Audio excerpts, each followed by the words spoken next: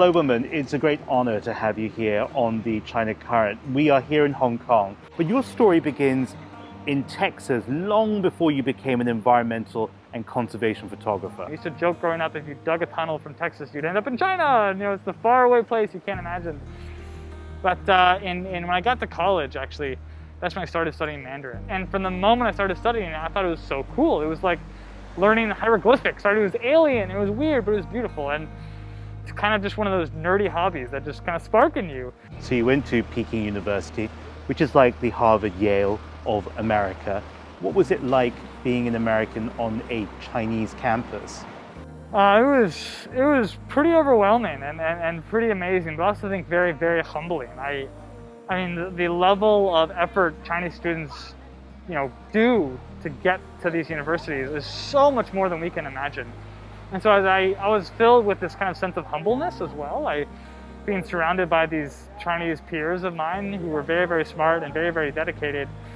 It was very inspiring. I had this full ride scholarship to the best school, which most Chinese people would, be very, very envious of. And so I felt from that time on, I'm here not just to be here and learn the language. I'm here to, how can I make a difference?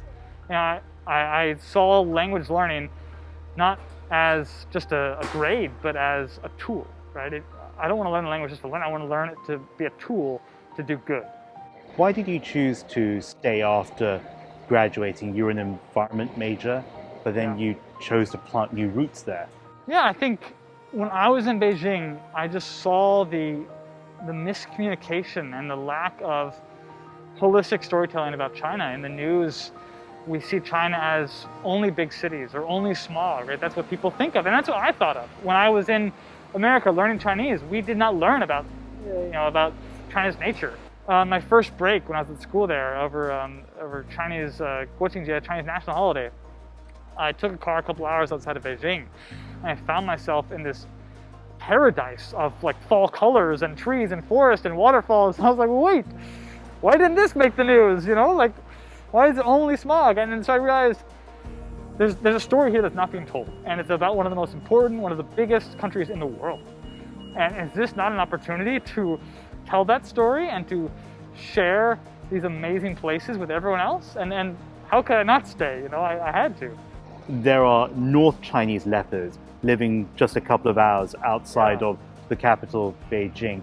But if you think about the story that you want to tell, the lived experience, what's the one idea that you would want to share with everyone back home? If no one knows the fact that there are beautiful, pristine mountains a couple hours outside of Beijing where leopards are and could be, then we can't protect it, right? So it's not, you can spread stories of smog all day, but if you don't spread the stories of the beautiful landscapes and of the amazing wildlife, then you're wasting a lot of also potential stories. And I think it shows a true picture of the diversity of China. People may see my photos and think, wow, he's an explorer, he's an adventurer. But I will tell you this, since the beginning of my career, even in Peking University, everything I've done has been with the help of Chinese people. Whether it's meeting a professor or getting a car ride to that mountain or having an NGO bring me to a nature reserve and have the locals then bring me up the mountain.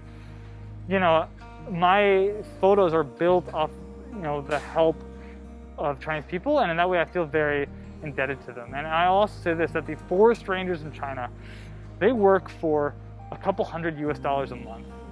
And they're outside 25 days a month, risking their lives to protect things like the panda. And so I've got to ask myself, well, I have it much better off than they do. And the least I can do then is do my absolute best and just give my sweat and blood to show off their stories. I'm James Chau. You're watching The China Current. Follow us on social media @The China Current.